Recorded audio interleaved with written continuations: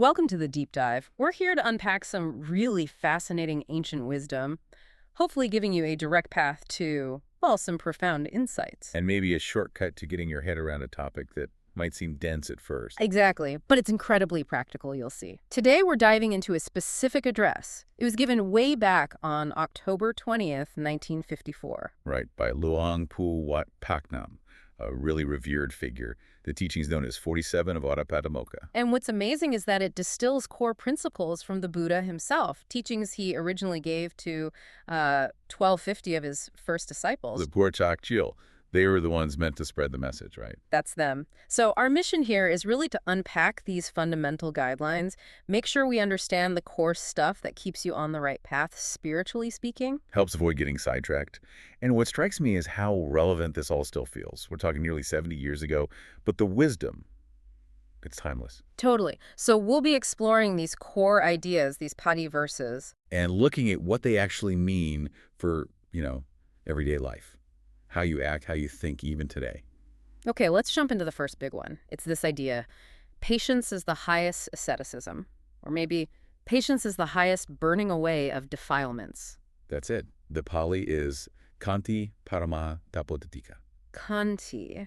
So what's the feel of that word? Is it just waiting? No, not really just waiting. Mm. Khantī here means more like deep self-control.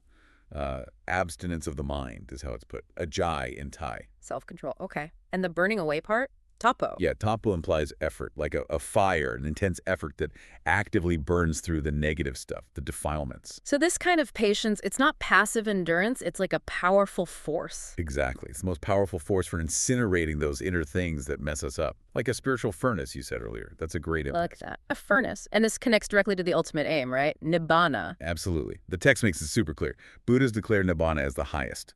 Nibbana parama vadanti Buddha. And how does patience connect? Is it just a prerequisite? It's even stronger than that. The source explicitly calls patience the supreme extinguisher.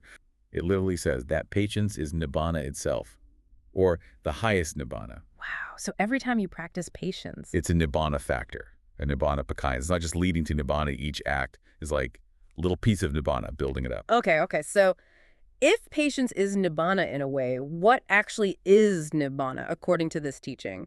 We hear the word, but it can feel a bit out there. Right. It clarifies it's not some place you go to. It's a state of being. A state of mind. Essentially, yes. Our mind being freed from the scorching defilements is Nibbana itself. That freedom, that unburdened state, that's it, when the mind's untangled. Okay. And the text mentions types of Nibbana. It does. Two main aspects. First, there's Sabadhisesa Nibbana Dhatu. Nibbana with remain. With remainder, meaning Meaning the aggregates, the kaṇda's body, feelings, perceptions, etc., they're still present.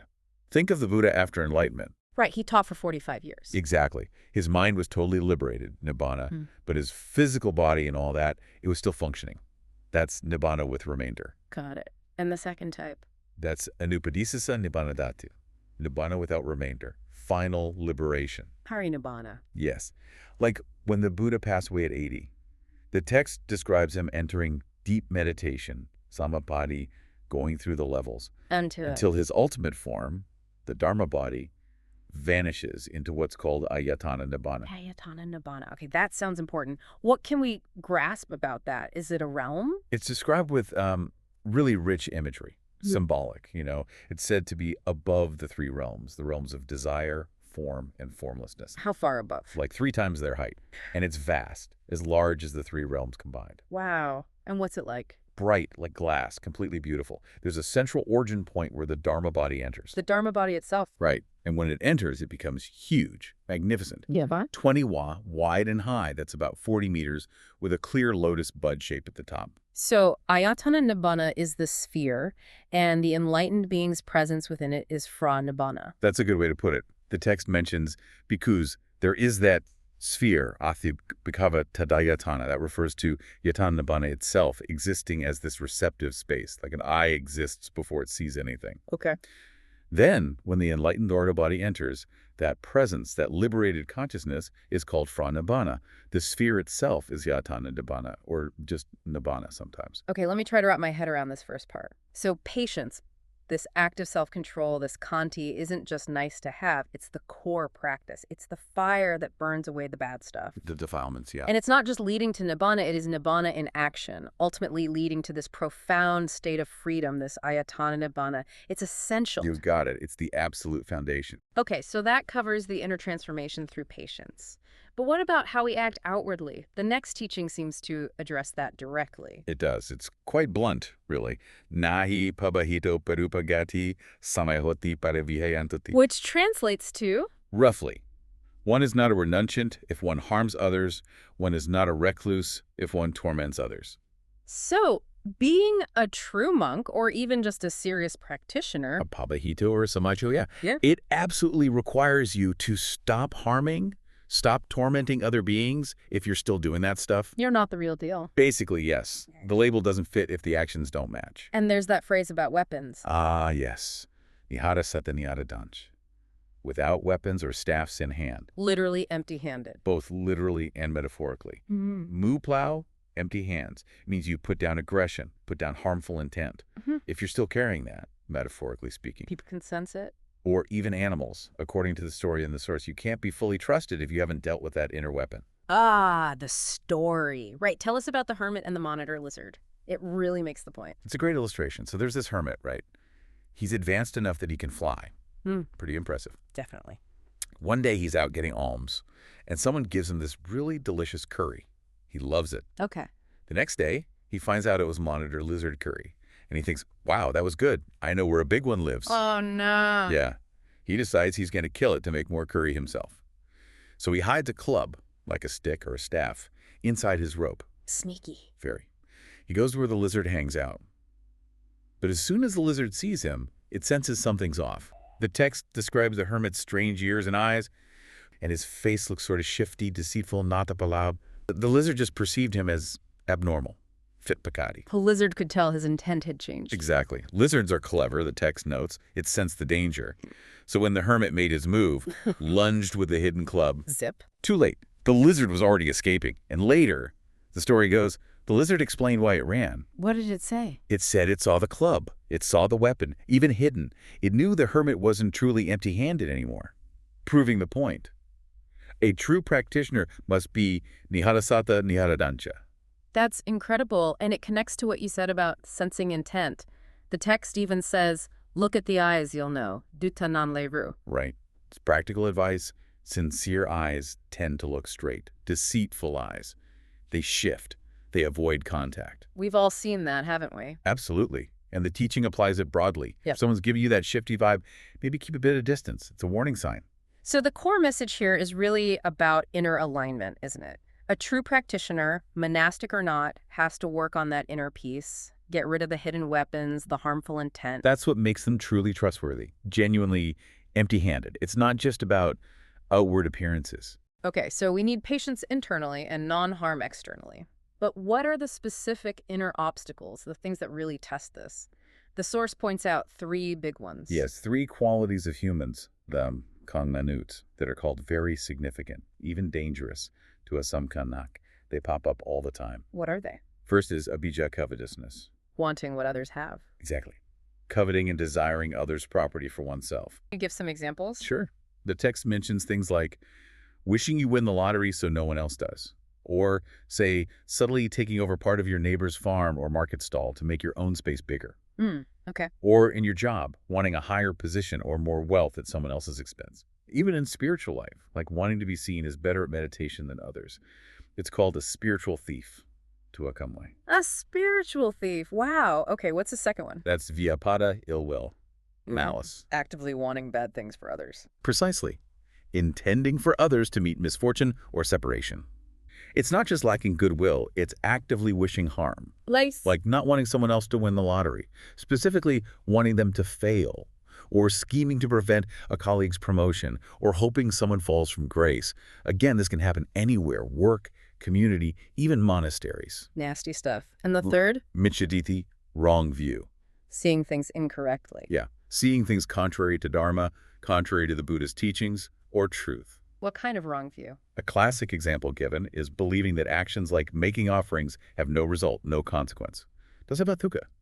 It's about a fundamental misunderstanding of reality or moral principles. Often, it's the view that lets you justify the first two. Ah, I see. It provides the rationale for being greedy or malicious. And the source says when these three covetousness, ill will, wrong view arise. The person becomes a cause of annoyance and disgust for others. People naturally want to avoid them, might even come to hate them. Makes sense, right? Totally. You can feel that energy. So what's the antidote? Is it just, don't do that? Well, yes, but how? Comes back again to khantī, patience, abstinence. Ah, first principle. Exactly. The text says when these defilements arise, when greed arises, abhijjhā arises, you have to stop. Yet-siya. And endure or abstain, at-siya. You actively stop yourself from going down that path. Yes, and doing that extinguishes them. Tappai. And here's the kicker. Every single time you use patience to extinguish one of these poisons. It's a Nibbana factor again. You got it. Nibbana. Each act of resisting greed, ill will, or wrong view directly builds that path to liberation. That's powerful. So instead of following these three poisons, we should look at the positive example, the Buddha's own practice. Precisely. The source presents him as the textbook example, Tamra, and our leader. His life is the blueprint. How did his daily routine reflect avoiding these poisons? Well, look at his day. Morning. He'd go for alms, eat just one meal to sustain his body, not out of greed, but so he could keep teaching, helping others, inspiring those who were already advanced to teach too. Okay. Evening. He'd teach constantly, guiding people towards the middle way, micchādiṭṭhi, giving advice, Ovādapātimokkha, tailored to monks, nuns, laymen, laywomen, adjusting their practice. Tireless. Absolutely. Then, midnight, he'd enter deep meditation samadhi. Why? To help solve problems. Deities, humans, rich people, ordinary householders, they'd come seeking guidance on complicated issues, and he'd use his meditative insight to help. Amazing. And before dawn? Before dawn. He'd use his special wisdom, his jnana, to scan the world, looking for beings who were ready, ripe for awakening. And no matter how far away they were, he'd go. He'd travel to help them attain the Dharma, just like he had. It's incredible. And the key thing is, in all of that activity, zero apishya, vyāpāda, or micchādiṭṭhi. No covetousness, no ill will, no wrong view driving his actions. So what was driving him? What did he use instead? He used the Brahma Viharas, the 4 divine abodes. Ah, yes. Loving kindness. Metta, yeah. Wishing happiness for others. Compassion. Karun. Wishing to help them escape suffering. Sympathetic joy. Mudita. Breath. Genuinely rejoicing when others succeed or are happy. And equanimity. Upekkha. Yeah. That balanced acceptance. Not getting overly happy or distressed by others' fortunes or misfortunes like illness or death. Staying steady. So living by those 4 means no intrusion of covetousness, ill will, or wrong view. It just doesn't fit. It crowds them out. Exactly. Following the Brahma Viharas is following the path of the Buddhas and Arahants. While the 3 poisons, the text says clearly, are the path of Mara, the path of obstruction and suffering. And prosperity comes from. The source explicitly states, one who truly becomes prosperous must cultivate metta, karun, mudita, upekkha. True wealth, in the deepest sense, comes from these positive qualities, not from greed or ill will. And there's one more story, isn't there? An ultimate example of patience against provocation. Ah, yes. Prince Vesantara, the ultimate giver. The one who gave away his children. That's him. An incredible act of dana, generosity. The story focuses on a moment after he'd given his children to this rather unpleasant Brahmin named Jujaka. What happened? Jujaka starts mistreating the children, actually striking them, right there in front of the prince. Oh, horrific. How did Vesantara react? His first instinct, understandably, was anger. He reached for his sword. I don't blame him. But then, through his profound wisdom for Pritchayan, he stopped himself. He put the sword back. He restrained himself even then? Yes. He reflected that Jujaka's actions were, well, his business, and his own act of giving the children was complete. He endured. The text points to this as direct patience, in the face of maybe the worst possible provocation. Wow, what an intense example. So wrapping this all up, this deep dive has really shown, well, it's shown that patience, khantī, isn't just about gritting your teeth. No, it's this active internal self-control, especially against those 3 poisons, greed, ill will, and wrong view. And practicing it is the highest form of spiritual work, the direct path to Nibbana, that ultimate freedom of mind. Absolutely. And Longpa Wat Paknam's teaching, based on these ancient principles, gives us such a practical framework. It's not just for monks. Right. It applies everywhere. Whether you're farming, running a business, working in government, or just living your life, the core task is the same. Cultivate the good stuff, the Brahmaviharas. Loving kindness, compassion, joy, equanimity. And actively root out the poisons. That's how you become truly trustworthy, truly virtuous, following the Buddhist path, not Mora's. So here's something to think about as we finish. Knowing now that patience is seen as this ultimate burning away of defilements, and that even one single act of overcoming greed or ill will or wrong view is called a nibbana factor, a direct step towards liberation. What does that mean for all those small acts of patience you practice or maybe struggle with in your own day? How might those seemingly tiny moments actually be leading you step by step toward your own profound freedom?